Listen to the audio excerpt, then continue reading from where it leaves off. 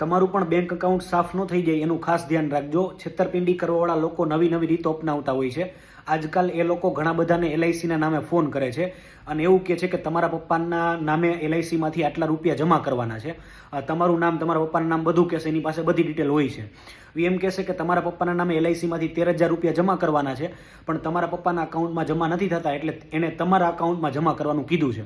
અને પછી એ લોકો તમને 10,000 રૂપિયા પહેલાં મોકલું છું એનો ટેક્સ મેસેજ મોકલશે. થોડીક વાર પછી પાછો ફોન કરશે ને એમ કહેશે કે હવે હું 3,000 રૂપિયા મોકલું છું, અને પછી એનો ટેક્સ મેસેજ મોકલશે. પછી પાછો ફોન કરશે ને એમ કહેશે કે સોરી, ભૂલથી 3,000ની જગ્યાએ 30,000 રૂપિયા મોકલાઈ ગયા છે, તો બાકીના જે વધારાના પૈસા છે એ હું તમને જે WhatsApp લિંક મોકલું એમાં તમે રિટર્ન કરી દો. હવે જો ભૂલથી નહીં તમે આ WhatsApp લિંક ખોલી એટલે તમારું બેંક એકાઉન્ટ છે એ સાફ થઈ જશે.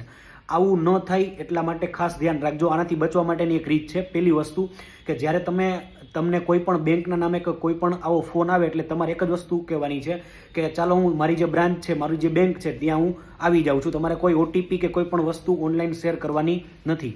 બીજી વસ્તુ, જ્યારે તમે કોઈ પણ ઓનલાઈન પેમેન્ટ કરો છો તો તમારે 2 એકાઉન્ટ રાખવાના છે. પહેલું એકાઉન્ટ એવું કે જેમાં માત્ર તમારી સેલેરી કે તમારી જે ઇન્કમ છે એ જેમાં જમા થાય, એમાં કોઈ પણ પ્રકારનું નેટ બેન્કિંગ કે કોઈ પણ એપ્લિકેશન સાથે લિંક ન હોય. બીજું એકાઉન્ટ એવું કે જેમાંથી તમે નેટ બેન્કિંગ ચાલુ કરો અને જ્યારે ક્યારેય પણ ઓનલાઈન પેમેન્ટની જરૂરિયાત પડે તો એમાંથી તમે ઓનલાઈન પેમેન્ટ કરો. એટલે તમે બેંકમાંથી જે કાંઈ તમારું ટોટલ બેલેન્સ છે એ આખું સાફ થતાં બચી શકો.